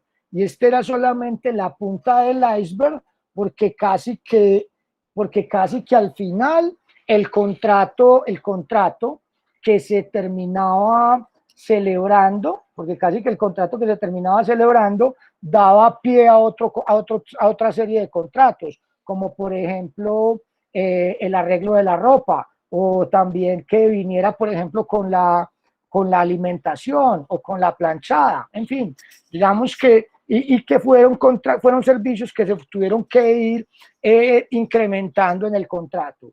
Conclusión, los negocios digitales son negocios diferentes, son negocios que tienen unos requerimientos diferentes, también desde el punto de vista legal, y que va a ser difícil, como ocurre en algunos casos, en un programa tan corto como estos de Capital Semilla, dedicarnos a organizar o a pensar la empresa desde estas diferentes, digamos que necesidades, pero por lo menos con esta charla adicional que tuvimos a nivel de empresas de economía naranja, queríamos brindarles a ustedes no solamente los elementos de juicio para identificarlas, sino unas herramientas básicas para que pudieran empezar a operar.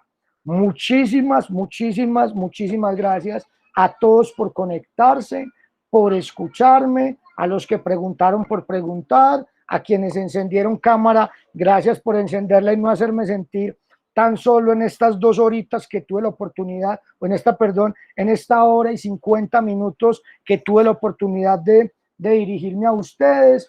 A quienes no me he reunido todavía, sepárenme el espacio. Creo que quizás pueda agregarles algo de valor desde el punto legal a sus proyectos. Lo haré con todo el mayor de los gustos. Es un tema que me gusta, que disfruto de la asesoría. Con quienes ya me reuní, tenemos temas pendientes.